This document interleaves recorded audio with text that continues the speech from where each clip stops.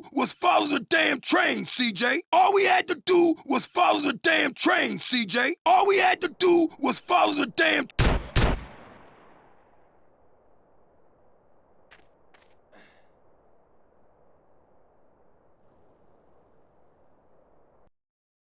The mission Wrong Side of the Tracks is infamous for how difficult it can be. Its difficulty has even become a meme over the years. Players have come up with several different methods to cheese this mission, as completing it the way the game expects you to can be very frustrating, as any mistakes will likely result in you failing the mission. All we had to do was follow the damn train, CJ. The main goal of the mission is to take out 4 gang members who are fleeing on top of a train. You drive a bike while Big Smoke shoots at the Vagos from the back of the bike. Several obstacles get in your way while chasing the train, and if the train gets to the bridge in Las Venturas without all the gangsters being disposed of, the mission will fail, and you'll be told, all we had to do was follow the damn train, CJ. Yes, you tried your best, and you probably thought you couldn't have kept up with the train any better than you did. But Smoke will still blame you for not following the damn train, CJ. So, it got me thinking, why is this mission so difficult for so many? Especially when it's a mission fairly early in the game. The first thing I wanted to check was how much health these 4 have. So I took a look at the game's script and found the first 3 Vagos have 500 health each. 500 is a lot of health, and Big Smoke uses the Tech 9 in this mission. So I decided to check how much damage the Tech 9 does in San Andreas, and it only does 20 damage per shot. That means Big Smoke has to hit each of these guys 25 times just to take them out. The 4th guy is actually completely immune to everything, although he quickly gets killed only 10 seconds or so into the chase when he fails to dodge this.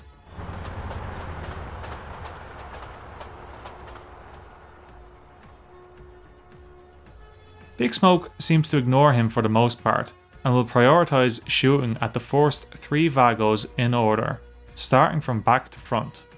As well as the 4th guy being immune for the first 10 seconds of the chase until he falls off, the 2nd guy soon falls off the train when you reach the first tunnel, and while he's doing this animation on the side of the train, he's completely immune to damage from absolutely everything.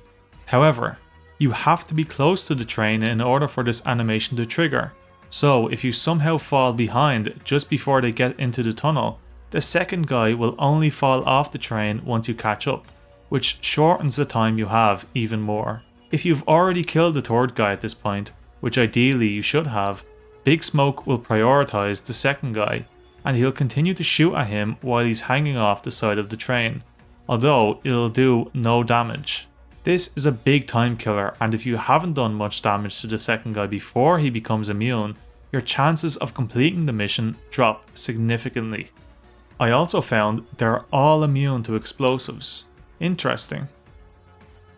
I think another issue people have with this mission is that they just drive too close to the side of the train. So while it might look like Big Smoke has a clear line of sight, he actually doesn't.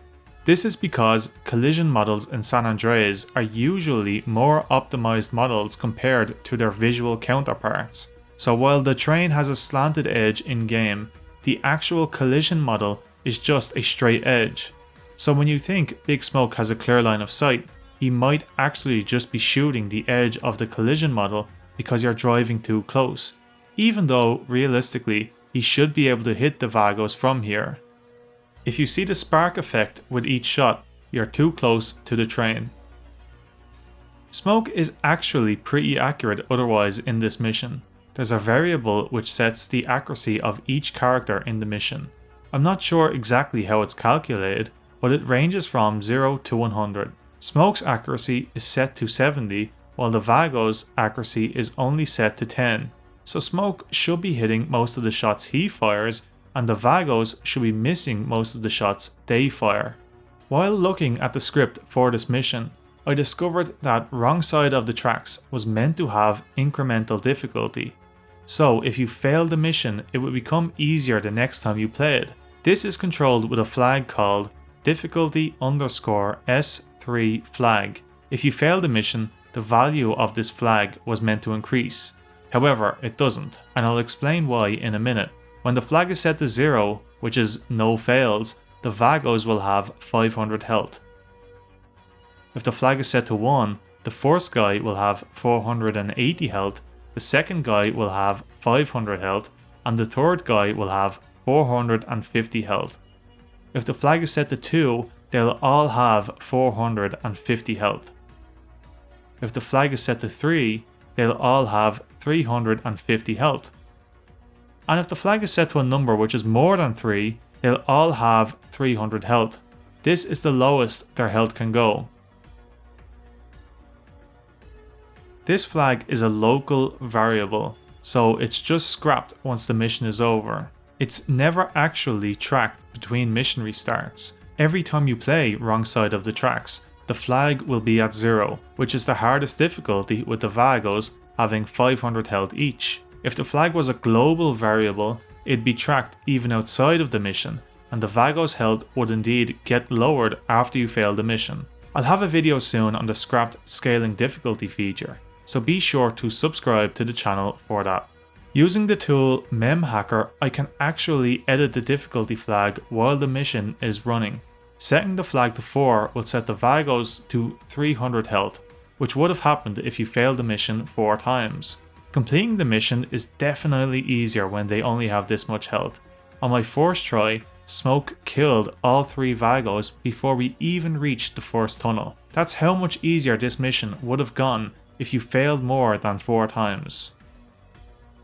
So, my conclusion. From my tests, knowing what I know now, the mission is actually quite easy to complete the way it was intended.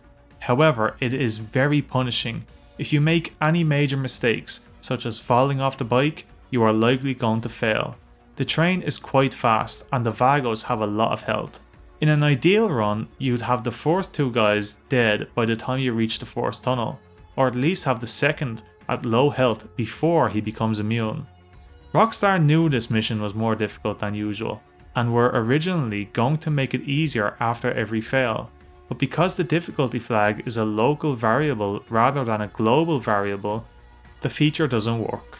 This probably wasn't a mistake. They most likely intentionally didn't want to use it. It is possible Rockstar didn't actually mean to leave the health at 500 in the final release, considering they were intending to have scaling difficulty. But I don't think it's that either. I just think there's some bad mission design going on here with the second guy having immunity while doing the hanging on animation. It kills way too much time, and just after that tunnel, you're at the most awkward spot during the entire chase to get a good angle for Smoke to shoot, making it very difficult to complete the mission if you haven't done much damage to the second guy beforehand. Again, I'll have a video soon on the new scaling difficulty discoveries, so be sure to subscribe for that. And that is all. If you enjoyed this video, be sure to give it a like. I'd like to thank Seemann and Silent for the great help they provided for this video as well. If you enjoy GTA videos, be sure to check out the channel, and I'll catch you later.